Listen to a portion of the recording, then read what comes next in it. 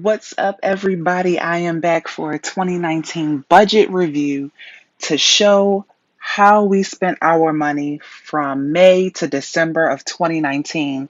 I started using this app called the Spending Tracker, which you can find for free in the App Store. There is an upgraded version of it for an additional like $2 or $3. It's money well spent, and here's why. You get to see extra features, and you can really dial down and see how you spent your money. So, as far as income, for the last 8 months, we were able to bring in $88,101.77. We expensed $78,856.34, and here's how. Our debt snowball totaled $28,837.61. I'm so proud of us. We were able to really stay focused and pay as much as possible toward debt. In addition to the snowball, we made an additional $22,031.20 in debt payments. And debt payments are just the minimum you had to pay in order to not have any, to make on-time payments. But the reason I think that that number is skewed is because I was still kind of learning my way through the app the first couple of months, and probably till about July or August actually, when I realized, hey, those are two separate categories. And so I probably have some of the debt snowball payments in the debt payments category. But either way, we were able to throw just about $50,000 of our total income toward debt in some way, shape, or fashion. Now, that helps because we had a horrible interest on these credit cards, and it's the reason why we're trying to be intentional and really knock out debt in a short amount of time. Also, we accrued a large amount of tax debt because we realized that the tax payments we were making barely decreased our tax payment for back taxes because of the interest. So we decided to make one lump sum payment in the form of a credit card, quote unquote payment, and start paying ourselves back to pay off that debt and at a much lower interest rate. So that's what we decided to do in the summer, about July of this year, I want to say. So it hurt us because we took on some new debt and it affected our credit and everything else, but at least we knew what we were dealing with and how much we could actually pay toward the debt. So home repairs, $6,700. That got us a brand new, fully renovated bathroom, new air conditioning, and a series of other small home repairs. So we were content with that. I personally wanted to have our kitchen fully redone by now, but we've had to stay focused on the debt because we don't want to lose steam. So that's a goal for next year. Regular bills, $4,546.92. Personal, $3,617.50. Savings, $3,308.12. Um, I would like to do better in the savings category. I mean, 3K is cool, but we're throwing so much at debt right now because we have so much of it that I really, I can't wait till that day when we don't have consumer debt and I can focus on paying ourselves. One day, one day. Miscellaneous, $2,052.53. That's a category we use for giving. So, in some way, shape, or form, donating to fundraisers, charities, basketball tournaments, whatever, passing out money to the homeless in some way, charity, donations, gifts. We were able to bless others. And I'm really happy with that amount. I would like for it to be, a lot higher, but we have to stay focused on this debt because we don't know how long we're going to be making this income. And so we really want to make our time count. Cash, $1,770. That's probably the lowest cash amount I've ever had because here we don't have our bank. So I'm not able to just walk into the bank and ask for $100 in ones or fives, which was my thing, my go-to at home. But the one good thing is that since our bank is not here, they reimburse us for surcharge fees for using other ATMs. But there is a daily cash limit. So I take what I can and I make it work. Groceries, this is a category I'm really excited about. $1,485.35 to feed a family of three for 8 months. I know that sounds like a lot of money, but for us, that is such an improvement, y'all. We usually blow money. I mean, we could spend hundreds of dollars in one meal and call ourselves doing good and say, okay, we got leftovers to take home. No, we shut a lot of that eating out down.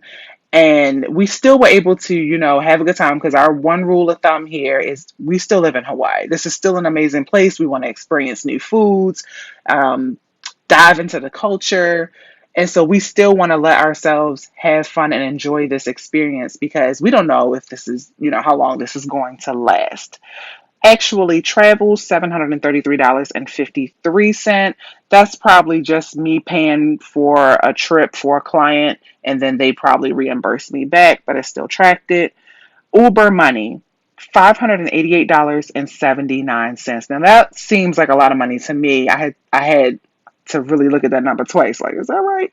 But we don't have a second car here. So when my husband is at work, my daughter and I walk, or we take Ubers, or we get friends to pick us up.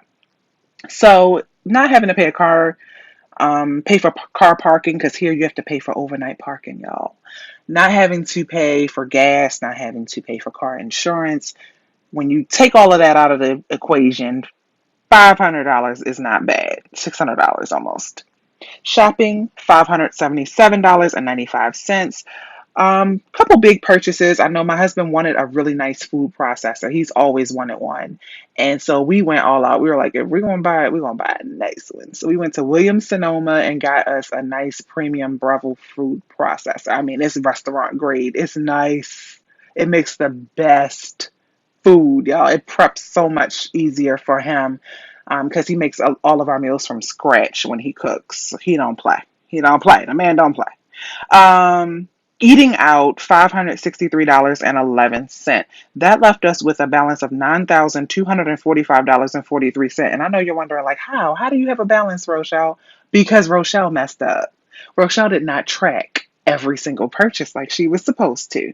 So right off the bat, I know for a fact we had one, two, three, four. We've had like at least 5 people come and visit us, and we really appreciated them, paying their own way to get here to come and check on us and, get their own place. A lot of our friends and family stayed in their own hotel, and we really wanted to, dote on them a little bit. So I'm pretty sure we spent about $4,000 to $5,000 on just having fun with them and experiencing life in Hawaii with them.